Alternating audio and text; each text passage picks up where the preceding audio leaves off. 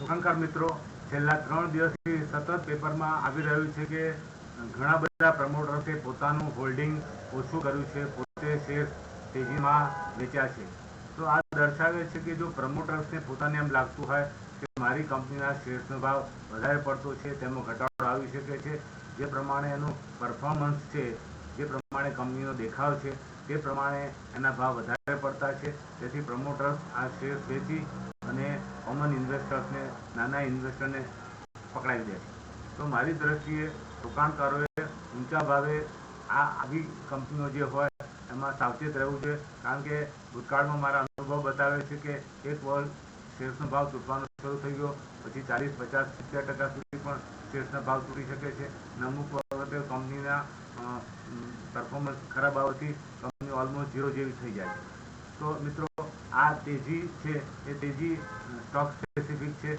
સ્ટોકમાં well establish કંપનીઓ, for example Tata group છે, મહિન્દ્રા ગ્રુપ છે, બજાજ ગ્રુપ છે, આવી કંપનીના શેર્સ તમે જ્યારે રિઝનેબલ લેવલ પર લેશો તો જ ફાયદો થશે. બાકી નવી લિસ્ટેડ કંપનીઓ જે આસમાની ચાંદ બતાવે છે તે લેવાથી તકલીફ પડી શકે છે અને તમારી મૂડી તૂટી શકે છે. બીજું કે માર્કેટ એ લેવલ પર છે કે જ્યાંથી ઘટાડો આવવાની શક્યતાઓ પણ થઈ શકે છે, કારણ કે 25,300નું લેવલ આસપાસ અત્યારે નિફ્ટી ચાલી રહ્યું છે. તો એ લેવલ થોડું વધારે પડતું છે, કારણ કે ક્વાર્ટરલી વર્કિંગ જે આવ્યા છે એટલા બધા સુપર આવ્યા નથી અને એક્સપાન્શન થયો છે એટલે આ બન્યું છે. પણ જો માર્કેટમાં કરેક્શન્સ આવે તો ભાવ નીચે આવી શકે છે. હવે ઇન્ડિયા માટે બહુ સારું એ બન્યું કે ગઈકાલે આરબીઆઈએ 50 બેઝિસ પોઈન્ટનો રેટ કટ આપ્યો અને એફઆઈઆઈની ગણતરી એવી છે કે જો રેટ કટ આવે તો માર્કેટમાં સેન્ટિમેન્ટ સુધરે.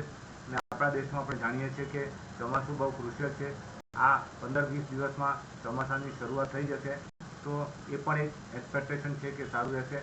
તો માર્કેટમાં ક્વોલિટી કંપનીઓ કે જે વેલ એસ્ટાબ્લિશ છે, પ્રોડક્ટ રેન્જ છે, એ લોકોએ ઇન્વેસ્ટર્સને કમાઈ આપ્યું છે, તો એવી કંપનીમાં રોકાણ કરવાનું વિચારજો. બાકી જે નવી કંપનીઓ આવી હોય લિસ્ટેડ કંપનીઓમાં ઇન્વેસ્ટમેન્ટ ન કરતા. Thank you.